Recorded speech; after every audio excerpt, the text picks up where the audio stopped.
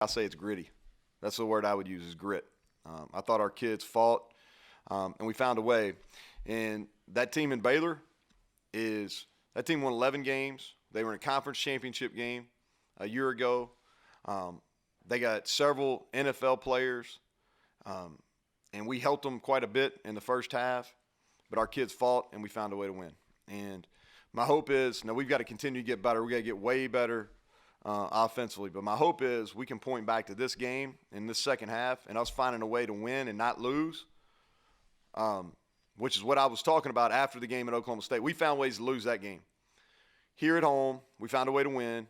And I hope what we can do is we point back, we get this thing rolling, we can say, hey, this is the game, kind of figured it out. And where in a contest where a lot of things went wrong against a really good coach, a really well coached team, a lot of returning players, and with a quarterback that's just figured out how to win close games. No, West Virginia found a way to win today, and so I hope that's the storyline because I'm proud. Defensively, I want to start there. In our program, in defense, we talk about takeaways, we talk about negative plays, sacks, tackles for loss, and we talk about red zone defense. Today, we won the game. We had several takeaways, played our tails off in the red zone, and then we had 6 sacks, numerous tackles for a loss. Sudden change, which we practice a lot, is put out the offense, put the ball, turn the ball over, defense came out, and immediately got off the field or made them kick field goals. And so you look at the stats, 27 rushing yards against a team that has 2 NFL running backs. 6 sacks, 11 TFLs we already talked about. Thought Darius Stills played like the preseason hype he's been given. All right, or he earned that. I don't want to use the word given. He earned the preseason accolades, but thought he played extremely well. Tony Fields, 10-plus tackles. Josh Chandler, 2 TFLs. Alonzo Adal was big again today.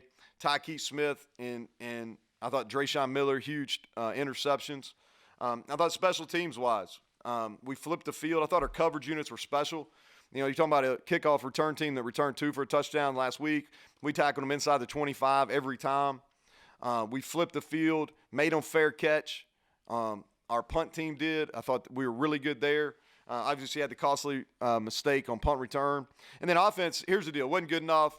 At times, it was hard to watch, extremely frustrating. But here's what I'll say about this. In the second half, the offense didn't screw it up. Because it could have been screwed up, and the offense didn't screw it up, and it found ways to win. If you look at it and you go back, offense had the ball 46 minutes, all right?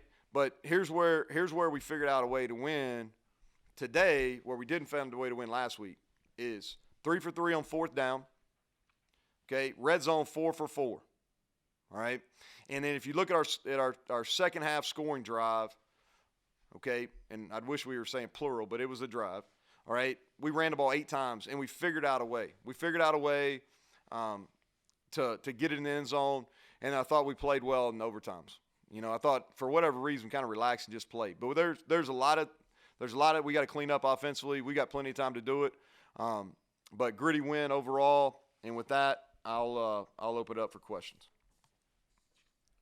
First question will be from Greg Hunter. Go ahead, Greg.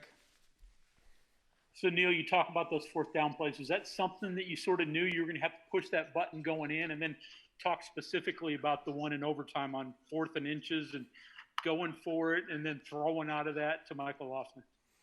Well, so we go in with a plan. Data analytics, we play the numbers. I believe in it. I think it's proven if you go for it on 4th down, especially in your plus territory, over the course of a season, those percentages play in your favor, and so we always are going to be aggressive on 4th down. Okay, I'll say that first and foremost.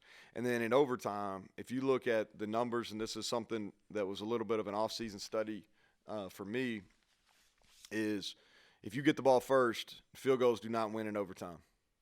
And you can look, there's numbers, there's a couple data companies we use. Field goals do not win in overtime. So we knew when we got the ball 4th and 1 there, Jared had a really good suggestion. I thought, and I'll say this too, I thought our offense staff was figuring out ways because we had to, we got in some close formations because number 8, we had all kinds of trouble with him. we blocked them pretty well up front early, and then number 8 and number 2 made about every single play. And so hats off to them, great players. But the one in overtime is we felt like we tried to run it up there a couple times on 3rd and short. One in particular, we had the ball 3rd and 4, and we were going to run it and then go for it on 4th down, and we got hit for a tackle for a loss. And they were really in there squeezed, and they were jumping our cadence pretty good. So we felt like we could throw it. That's a play we like. Both those that play on 4th and 1, and then the first play of the second overtime were naked plays we felt pretty good about. And I know y'all been talking about tight ends. We wanted to get the tight ends the ball, which they should. When you run the ball decent, you need to throw your tight ends. And I thought, I don't know how many they had total, but probably had six or more between them. Next question is from John Antonic. Go ahead, John. I got 2 here, Coach.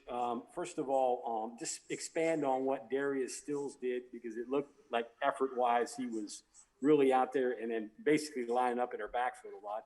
And then 2, your first down struggles on offense. Is that a component of the penalties and all of that? Yeah. So let's talk about the negative first, and I'll wrap up with the Darius being positive. So the negatives on first down.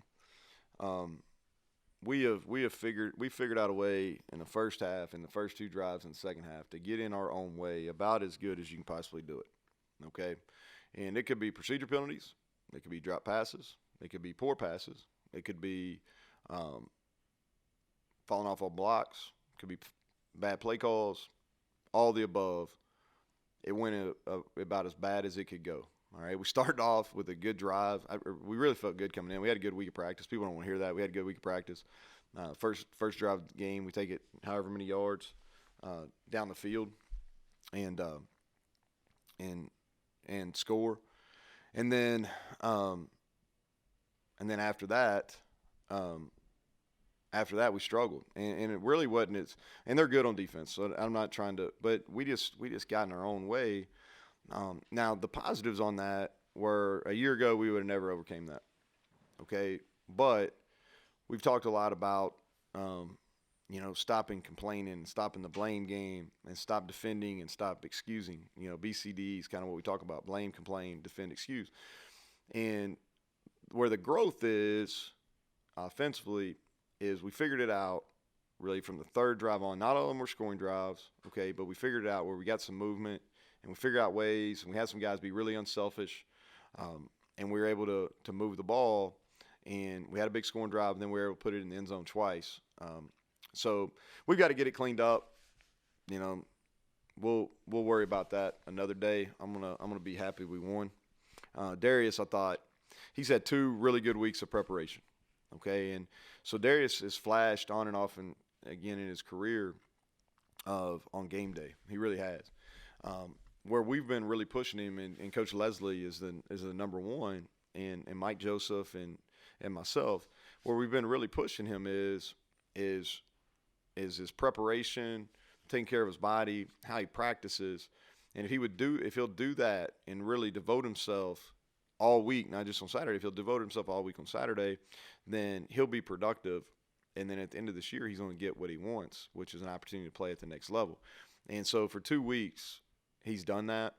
He was a captain for the game today, and that's voted on by our staff. And so to get that in that position, that means you're in a position of trust. And so, but I was proud of him. And he was emotional after the game. He was spent. He really was. And when you invest that much, and you're going to be a little emotional. So I'm proud of him. Okay, we'll go to Kevin Kinder. Coach, following up on Greg's question, you rattled off all those analytics things really quickly. Do you know all of those immediately? Is somebody on the headset saying, "Hey, Coach, here's the analytics for this situation"? How's that process work? No, I think about it from Thursday on, just as far as, hey, we get to a certain yard line. If it's 4th and 3 or less, we're going to do this. If it's 4th and 2 or less, now predetermined. Like, hey, if we get in 4th and 1 or less, and it's an overtime, and we get the ball first, man, we're going. Okay, that's a decision. You can't just make those in the game. Those are things that you put thought process in, and because if it didn't go right, I'm gonna have to come in here and defend it, right? And so, but I just believe in it. I believe in it even if it didn't go our way. Field goals don't win in overtime. Next is from Cody Nesper. Neal, I have a two-parter here. One, you already mentioned Bernard. Do you think having that impact middle linebacker is just kind of a necessity in the modern game? And two, do you think Tony Fields is turning into that for you? I think they're both very similar players. And if they both would walk in this room, I don't know if they would be what you would call prototypical Mike linebackers. But what they are Mike linebackers in today's game. I mean, those guys can run. They really, both of those guys, talking about Bernard, who I have a ton of respect for, and Tony Fields, who I'm proud he's on our team. I can tell you that, is they're difficult to block. And the thing about those guys, they can play out of the box, because that's where number 2 hurt us a lot, out of the box. And Tony can do the same. They can play out of the box. They can play in the box. They do a good job taking on blocks and running around because they run well enough. They can drop in coverage. I mean, what about the play number 2 made? People are going to forget about it, okay? And I'm sure Daigle will get beat up because he threw a pick. But you talk about an unbelievable play. Bernard made an unbelievable play on that second turnover we had in the first half. He jumps up, tips it, catches himself on his back. It was an unbelievable play. But I think those guys are very similar. I think they're NFL players, and I think they're difficult. They're difficult to play against because in both schemes they move around a lot. Next question is from Matthew Thurnsbury. Hey, Coach, going off of that, can you just talk about what Tony Fields brings to the game? I just seemed like he was all over the field tonight. Yeah, he's experienced. He really is. He's experienced, played in a lot of big games. Got a calmness about him. He's always cognizant of how young we are and what kind of example he's setting. And I appreciate that because we're in building mode, okay? I'm like, we're better than we were a year ago, but we're not exactly where we want to be either, okay? I think that was evident at times today. So, and I was open about him once he went into the portal during the recruiting process. I was like, listen, we need a playmaker, but we also need somebody, I call them train stoppers, okay? And that term came from our women's basketball coach, Shanda Rigby at Troy, did a hell of a job, okay? But she talked to our team in 16 when we were turning that thing around in Troy, and she talked about these train stoppers. And these trains, they keep rolling, and something's got to stop it. Either a brake or you got to put something out in front of it to stop these trains. And I told Tony, and I said, hey, listen, we need a train stopper. We need somebody when things are going bad that they can answer the call of adversity, and somebody that can show our young football players how to respond to adversity. And so I told him, I said, listen, we need you to come in and make plays, but we also need somebody that we can point to and say, hey, this is how you react. This is how you prepare. And he's done that for us. And his on-the-field play has been tremendous, but for the last 3 weeks plus, his off-the-field contributions have been as big, very big for us as well. We'll take these last 3 questions in the queue. Go ahead, Chris Anderson. Hey, Coach. I always hear about the first, say, quarter of the game for offensive play calling. You have scripted plays, whether it's a drive or 20 plays, 30 plays. Do you do that? And if so, at what point today did that kind of cut off? Because you mentioned the first drive was so well, and then, kind of downhill after that. Well, so we scripted the first 6, and we scripted the first couple third downs. So, and we tried to go back to that script 2 different times, and you can watch it. And we tried to go right back because that's something that's pretty common. If you have success on the opening drive, at some point, if you get a little slowed down or bogged down, you'll go back to that. And we tried to do it 2 different times, and we didn't do a very good job of executing. Once we turned the ball over 3 times, and I thought our defense was doing a really good job of controlling the run game. We went into halftime and said, hey, listen, we're going to have to score at least 1 more time, maybe 2. But what we can't do is this has got to be a field position game. And I said, let's figure out how we can, because what was happening was they were bringing, those guys were really well coached, okay, and they got a pretty good idea about what our weaknesses are. All right, so they were really condensing the edges on us, things that we'd had success with Letty in the first 2 weeks because we were different running the football than we were a year ago. So they were really condensing the edges. So we went back and said, okay, what are some things we can do that maybe we hadn't game plan wise, but it's not going to put a whole bunch of different things on a quarterback. It's not going to put a whole bunch of different things on our offensive line, and we can execute and we can try to eliminate those edge players. And we did that. And like I said, it wasn't a thing of beauty, but offensively we didn't lose the game. And so, and sometimes in these games you got to do it. And, the Big 12's changing a little bit. Last week was kind of a grinded out game that we found ways to lose. This week we found ways to win. And, it's not always going to be like that. The offense is going to have to bail out the defense at some point. Today it was other way around. But a lot of credit to our offensive guys for regrouping, not getting down, and finding a way to put the ball in the end zone twice in overtime. Next question is from Mike Kazaza. Yeah, how's it going? I'm worn out, Mike. Feel like I played. Yeah, me too, believe it or not. I want to ask you about your receivers. What do you think of your outside guys today based on the challenges that you put forth this week for them? And then Wheaton had probably not his best day and ends up with a pretty sizable play at the end. And the fact that he's on the field still and makes that play probably speaks to your faith in him. Yeah, so I think when players are young is you've got to be really careful how you handle them, okay? And probably the best analogy I've been watching playoff baseball, just because a pitcher gets hit a little bit, if you know he's going to be a pitcher that's going to be in your organization for a long time, you're not necessarily going to just pull him. And so that's kind of the way I think about it with our team in all areas. Is we talk about faith, we talk about trust, and having faith in one another, and having trust, and I think that you got to be really careful. Now, if somebody's not getting the job done, you got to put somebody else in that can get it done. But for a young player, once that trust or belief or whatever goes away, it's really hard for them to overcome. And so I always want to be a coach that our players understand that I'm gonna have their back and I believe in them. And so that's what we did today, and it worked out. Now we got to get better. If we can't play any better, then we're gonna have to get some other people in. But I'm not a big proponent of doing it right in the game. That's just my own personal philosophy. I think there's growth there. Bryce is a long way from being a finished product. He's 6'4", 220 pounds. He runs really well.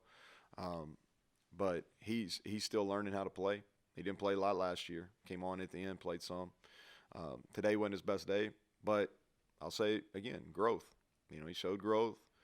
A year ago, I wouldn't been able to find him. He'd been over on the bench on the sideline somewhere. Today, he's in the huddle. And let me tell you that he had to play on the punt, on our punt return, which I can't really explain, but it happened. And so I'll own it.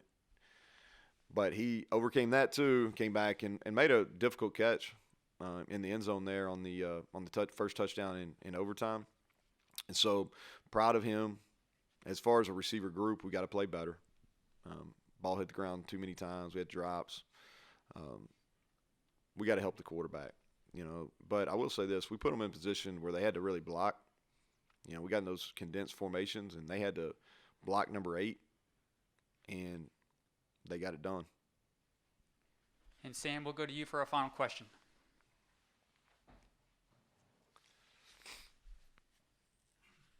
Go ahead, Sam.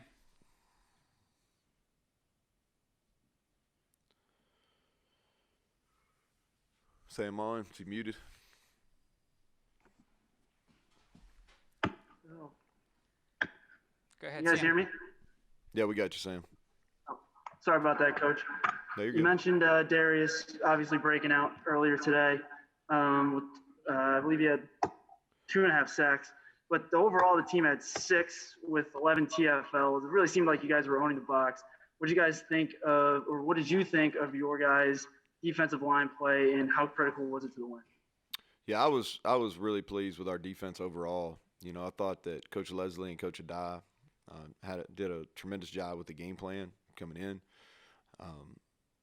It felt like they had a good plan. Brewer's hard to play against because he ad-libs and makes plays with his feet. And those 2 running backs, they use them in a bunch of different ways. But I thought our game plan was really good. I thought that our D-line, we played several of them, and some of those guys, played a couple true freshmen in there. Quay Mays gave us some really good snaps. And so I really thought our front seven played well. We gave up a few passes, but we also made several plays in the pass game. So overall, pleased with them. We won the game with defense, special teams, didn't screw it up on offense. And, hey, we're going to take it. Like I said, we're not going to apologize that our team was gritty. We'll worry about all the negative stuff. We'll clean it up during the bye week and be ready to go for Kansas. All right, thank y'all.